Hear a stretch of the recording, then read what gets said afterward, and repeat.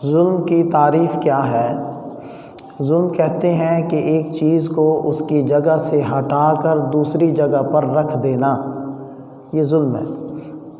یا پھر کسی بھی کام کی جو حدود ہیں ان حدود میں مقید نہ رہنا بلکہ حدود سے متجاوز ہو جانا،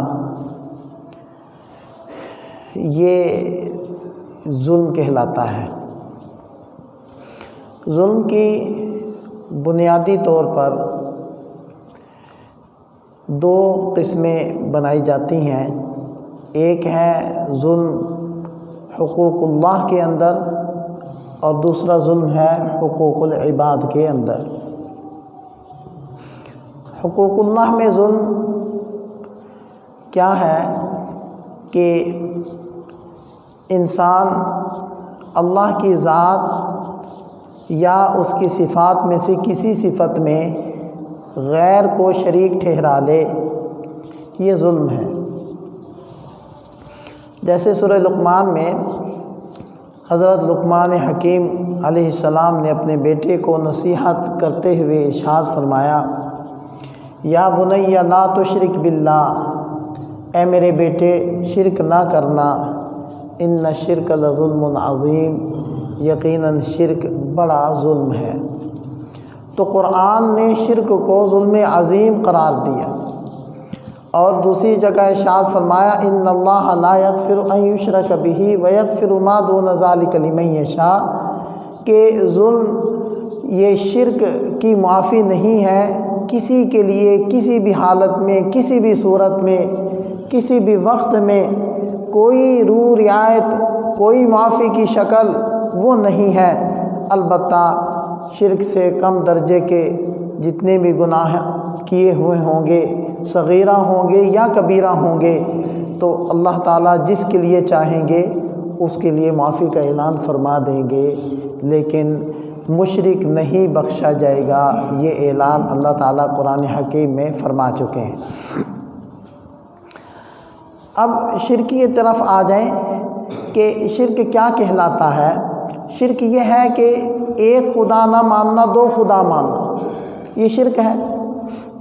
اللہ وحدہ لا شریک ہے اور کوئی اس کے ساتھ الہ نہیں ہے، جس کی دلیل قرآن حکیم میں ان الفاظ سے اللہ تعالیٰ نے ذکر فرمائی، لو کان فیہما آلہۃ الا اللہ لفسدتا، اگر زمین آسمان میں اللہ کے علاوہ اور بھی خدا ہوتے، الہ ہوتے تو فساد برپا ہو جاتا، زمین آسمان اس نظام مربوط کے اندر باقی نہ رہتے جس کے اندر اس وقت چلتے ہوئے نظر آ رہے ہیں۔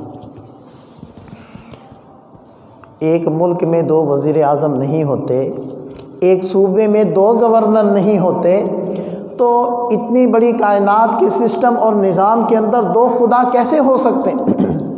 اور فساد کیا ہوتا کہ ایک خدا کہتا کہ اتنا عرصہ ہوا تمہاری بات مانی جا رہی ہے، سورج مشرق سے نکلتا ہے مغرب میں غروب ہوتا ہے، اب کچھ سالوں کے لیے میری بات چلے گی کہ اب سورج مغرب سے طلوع ہوگا اور مشرق میں غروب ہوگا، سارا نقشہ بدلے گا۔ اب اگر وہ خدا مانتا ہے تو وہ عاجز ہو گیا، اور خدا عاجز نہیں ہوتا، اور اگر نہیں مانتا تو آپس میں لڑائی ہوگی، فساد ہوگا۔ تو اللہ تعالیٰ اسی کو دلیل بیان فرما رہے ہیں کہ زمین آسمان جب سے بنے ہیں ایک مربوط اور لگے بندے سسٹم کے اندر چل رہے ہیں، یہ اس بات کی علامت ہے کہ خدا اور الہ ایک ہے، اس کا بنانے والا، چلانے والی ایک ذات ہے۔ دو ہوتے تو ایسا نہ رہ پاتا، باقی نہ رہتا، چلتا نہ۔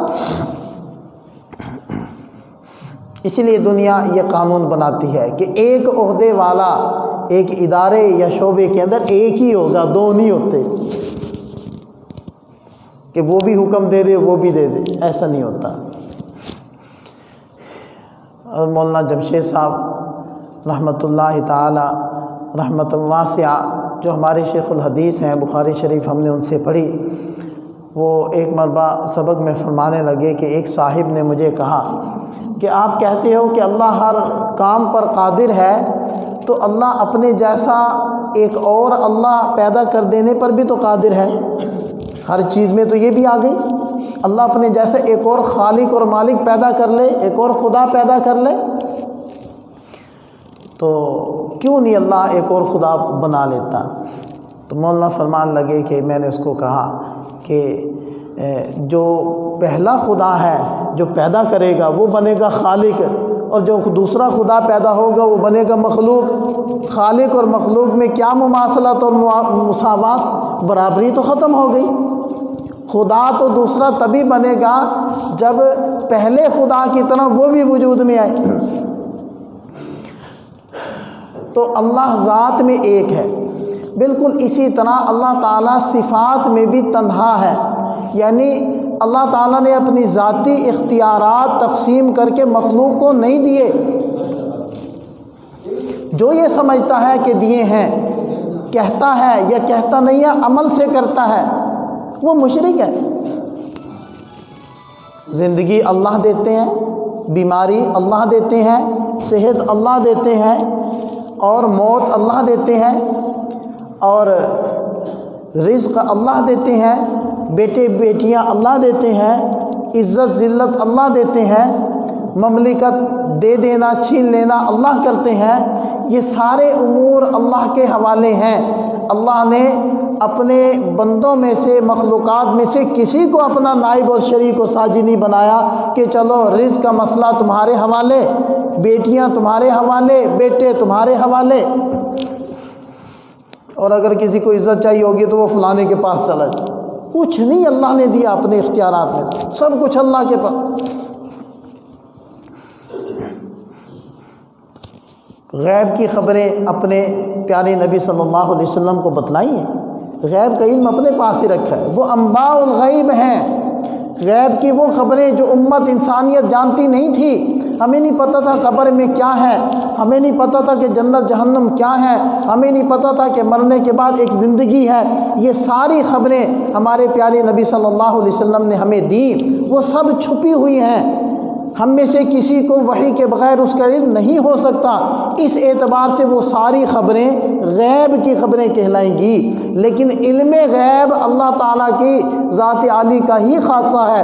اللہ نے علم غیب والی صفت نہیں عطا فرمائی، غیب کی بہت ساری خبریں عطا فرما دی۔ اس کو یوں ذکر فرمایا، ذالک من انباء الغیب نوحیہا الیک، یہ وہ غیب کی چھپی ہوئی خبریں، وہ یہ بھید کی باتیں ہیں جو ہم آپ کو بتلا رہے ہیں۔ عالم الغیب وہی، وعندہ مفاتیح الغیب لا یعلمها الا هو، اس کے علاوہ کسی کے پاس زمین آسمان کے غیب کے خزانوں کی چابیاں نہیں ہیں، اس نے نہیں دی۔ لہذا بیٹے دینے ہوں تب اللہ، بیٹیاں دیتا ہے تب اللہ۔ لوگ رو رہے ہوتے ہیں کہ جی ہمیں بیٹا نہیں ملا، ہمیں بیٹی نہیں ملی۔ بھئی اللہ کے سامنے کس کا زور چلتا ہے؟ اللہ کے سامنے کسی کا زور نہیں چلتا۔ آپ تو عبد ہو، بندے ہو، غلام ہو، آپ کو کیا اختیار ہے کہ غلام ہو کر، عبد ہو کر یہ کہو کہ جی میرے ساتھ ایسا کیوں نہیں کیا گیا؟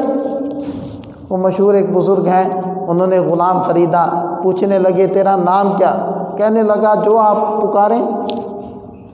کہنے لگے کہ تمہاری پسند کیا کھانے میں؟ کہنے لگا کہ جو آپ کھلائیں۔ کیا پہننا پسند کرتے ہو؟ کہنے لگا جو پہنائیں، غلام کی کیا مرضی، میں تو غلام ہوں، خریدا ہے آپ نے مجھے، جو کھلاؤ جو پلاؤ۔ وہ بے ہوش ہو کے گر گئے۔ انہوں نے کہا تم نے مجھے عبدیت سکھا دی، اللہ کا بندہ بننا سکھا دیا کہ بندہ ہوتا کیا ہے۔ یہ ہے اللہ کی مشیت، اس کی تقدیر پر راضی ہو جانا، رضا برقرار، رضا برقضا۔ جو مزاج یار میں آئے سر تسلیم خم ہے، اے اللہ ہمارا سر جھکا ہوا ہے، تسلیم کا سر، نیاز اور عاجزی کا سر اور انکساری کا سر جھکا ہوا ہے۔ جو تیرا فیصلہ ہے ہمیں من و عن قبول ہے، ہمارے سر آنکھوں پر ہے، ہم اس کا اعزاز اکرام کرتے ہیں۔ اس لیے جب نبی پاک صلی اللہ علیہ وسلم نے غم کو دیکھا اور ان کے بیٹے حضرت ابراہیم وہ ان سے جدا ہو رہے تھے، موت و حیات کی کشمکش میں تھے، نبی پاک صلی اللہ علیہ وسلم کی آنکھیں ڈبا گئیں، اور جب وہ وفات پا گئے تو آپ علیہ السلام نے یہ ارشاد فرمایا، اے اللہ، اے ابراہیم، ہم تیری فراق سے غمگین ہیں، ہمارا دل غم سے بھر گیا ہے، ہماری آنکھیں رو رہی ہیں، لیکن ہماری زبان وہ کہتی ہے جس سے ہمارا رب خوش اور راضی ہوتا ہے۔ اس کی تقدیر سے ہٹ کر، اس کی رضامندی، اس کی خوشنودی سے ہٹ کر ہماری زبان کچھ نہیں بولے گی۔ ہم راضی ہیں اللہ کے فیصلے پر۔ اس لیے جب ایک عورت کا بچہ فوت ہو گیا، نبی پاک صلی اللہ علیہ وسلم نے فرمایا اس کو کہ صبر کرو۔ وہ پہچانتی نہیں تھی، اس نے آگے سے کوئی ایسی سخت بات کہہ دی کہ جس کا ہوتا ہے، جس کا مرتا ہے اس کو پتہ ہوتا ہے۔ تو آپ علیہ السلام وہاں سے تشریف لے گئے۔ بعد میں صحابہ نے اس کو بتلایا، پگلی عورت یہ تو سرکار دو عالم صلی اللہ علیہ وسلم تھے۔ وہ معذرت کے لیے حاضر ہوئی، یا رسول اللہ میں نے صبر کر لیا۔ آپ علیہ السلام نے فرمایا صبر عند الصدمۃ الاولی، وہ پہلے صدمے کے وقت صبر ہوتا ہے۔ اب تو رو روا کے جو کہنا تھا کہہ لیا، اب تو صبر آ ہی جانا تھا۔ اس وقت صبر کرنا تھا، بین نہیں کرنا تھا، اس وقت صبر کرنا تھا، چہرے کو نہیں نوچنا تھا، زبان سے واویلا نہیں کرنا تھا۔ صبر تو صدمے اولا کے وقت ہوتا ہے کہ اللہ ٹھیک ہمیں غم ہے، لیکن اللہ تیرے فیصلے کے سامنے ہمارا سر جھکا۔ تو اللہ کی ذات اور صفات میں کسی کو شریک نہ ٹھہرانا، وہ وحدہ لا شریک، پالنہار اکیلا۔ جو بابا زندگی میں نہیں دے سکتا تھا مجھے کچھ، وہ مرنے کے بعد بھی نہیں دے سکتا۔ کیا خیال؟ جو بابا زندگی میں ہمیں نہیں دے سکتا، ہمیں صحت نہیں دے سکتا، ہمیں موت کے منہ سے نہیں بچا سکتا، جو بابا ہمیں بیٹیاں بیٹے نہیں دے سکتا، وہ بابا جب فوت ہو جائے گا، وہ بیچارہ اس کا نام اعمال ہی بند ہو جائے گا، وہ دوسروں کا محتاج ہوگا، وہ منو مٹی تلے ہوگا، وہ پھر مجھے کیا دے سکتا ہے؟ وہ مجھے کچھ نہیں دے سکتا، کوئی بھی کچھ نہیں دے سکتا، ایک اللہ ہی ہے جو کھلاتا ہے، احسان نہیں جتلاتا۔ کبھی اللہ تعالیٰ نے احسان جتلایا کہ تمہارا تو کوئی استحقاق نہیں تھا، میں نے یہ کچھ دیا، ہمیں اولاد دی، ہم نے کوئی درخواست نہیں دی۔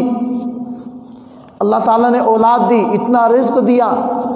ہمارے والدین، ہمارے دادے پردادے، ان کے پاس اتنا نہیں تھا، وہ ہم سے زیادہ نیک تھے۔ کیا خیال؟ نیک نہیں تھے؟ وہ ہم سے زیادہ دیانتدار تھے، وہ ہم سے زیادہ سچے صادق الامین تھے، ان کو اتنا رزق نہیں ملا، ہمیں اللہ نے زیادہ دیا۔ یہ اس کا احسان اور فضل اور کرم ہے، ہمارا استحقاق نہیں ہے، ہماری کوئی درخواست نہیں ہے، ہم نے کی نہیں ہے، یہ اس نے بغیر استحقاق، بغیر مانگے ہی دے دیے۔ یہ اس کی عطایا ہے، وہی دیتا ہے، وہ اکیلا ہے، ذات میں صفات میں کوئی اس کا شریک نہیں، کسی صفت میں شریک نہیں۔ یہ اگر اللہ تعالیٰ سے ہٹ کر کسی کی عبادت کی جائے گی تو پھر یہ ہے ظلم۔ کیا ظلم ہے؟ جو چیز اللہ کا خاصہ تھی وہ غیر کو دے دی۔ سجدہ پیشانی کس کی تھی؟ کس کے سامنے جھکنی تھی؟ اللہ کے سامنے۔ یہ قبر کے سامنے سجدے میں، یہ مزار کے سامنے سجدے میں ہے، یہ بڑے درخت کے سامنے سجدے میں ہے، یہ پتھروں کے سامنے سجدے میں ہے۔ یہ پیشانی، یہ نیاز، یہ صرف اللہ کے لیے تھی۔ سجدہ صرف اللہ کے لیے ہے، تعظیمی بھی کسی کے لیے جائز نہیں اور تعبدی بھی کسی کے لیے جائز نہیں۔ دونوں سجدے صرف اللہ تعالیٰ کی ذات عالی کا خاصہ ہے۔ اگر کوئی کسی اور کو سجدہ کرتا ہے تو وہ کیا کر رہا ہے؟ وہ ظلم کر رہا ہے، اللہ کا حق کسی اور کو دیتا ہے۔ اس لیے فرمایا ان الشرک لظلم عظیم، یہ ظلم کی پہلی قسم شرک۔ تو عبادت، سجدہ کرنا، دعائیں مانگنا، مدد مانگنا، امیدیں لگانا، سوالات کرنا، اور جو ہے عزت کی طلب رکھنا، ذلت سے بچنے کی طلب رکھنا، جنت مانگنا، جہنم مانگنا، جہنم سے بچنا، پناہ مانگنا، بیٹیاں مانگنا، بیٹے مانگنا، یہ کس کا حق ہے؟ بس اللہ کے علاوہ اگر ہم کسی اور سے کہتے ہیں یہ ہے شرک، یہ ہے شرک۔ اسی لیے پرانے حکیم اور ڈاکٹر دیکھ لیں، پرانے، انہوں نے اپنے نسخے کے اوپر لکھا ہوتا تھا ہوا شافی۔ ہوا شافی کا کیا معنی ہے؟ ہوا وہ، الشافی شفا دینے والا، ہوا شافی وہ شفا دینے والا۔ ایک ڈاکٹر اور طبیب بھی اپنے نسخے پر، اپنی پرچی پر یہ لکھواتا تھا کہ ہوا شافی، یہ عقیدہ بنا کہ شفا دینے والا وہ ہے۔ میں میڈیسن لکھ رہا ہوں، دوا لکھ رہا ہوں، اس میں شفا نہیں ہے۔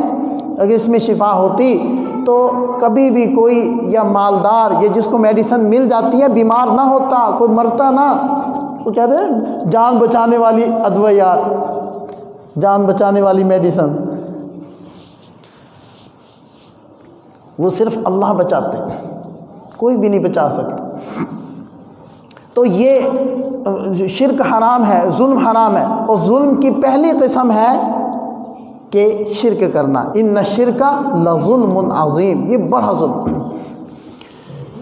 شرک کی دوسری قسم اللہ تعالیٰ کی عبادات جو اللہ کے حقوق ہیں اس میں کوتاہی کرنا، یہ کوتاہی والی شکل یہ بھی آ گئی جو میں نے ابھی بتلایا، غیر کو سے مانگنا، اس سے امید رکھنا، یہ بھی اس میں آ گیا۔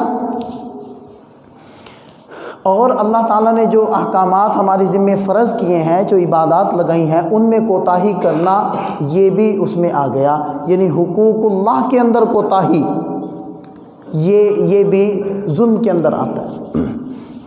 اور نافرمانیاں کر کے اپنے لیے گناہوں کا ذخیرہ جمع کرنا، یہ بھی ظلم ہے، یہ اپنے اوپر ظلم ہے، اپنی جان کے ساتھ ظلم، اپنے نفس کے ساتھ ظلم ہے، اپنے جسم کے ساتھ ظلم، یہ بھی ممنوع۔ فرق صرف یہ ہے کہ جو پہلی قسم ہے نا ظلم کی، یعنی شرک، اس کی معافی نہیں، اس کا تو صاف اعلان آ گیا کہ میں نے معاف نہیں کرنا، چاہے جو ہو جائے، چاہے نبی پاک صلی اللہ علیہ وسلم کے چچا کیوں نہ ہوں، آپ علیہ السلام کے کتنے بھی قریبی رشتہ دار کیوں نہ ہو، شرک لائے گا تو معافی نہیں۔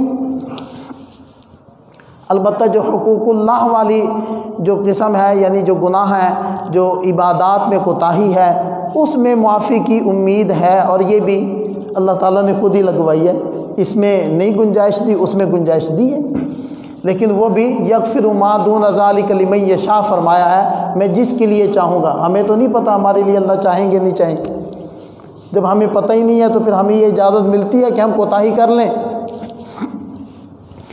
یہ تھی شرک کی پہلی قسم، جس کو میں نے کہا تھا ظلم کی پہلی قسم، یعنی حقوق اللہ کے اندر کوتاہی، اور اس میں پہلی صورت تھی شرک کرنا جس کی معافی نہیں، اور بقیہ جو دو قسمیں بتلائی ہیں، یعنی گناہ کر لینا اور حقوق اللہ یعنی عبادات میں کوتاہی کر لینا، اس میں معافی کی امید ہے۔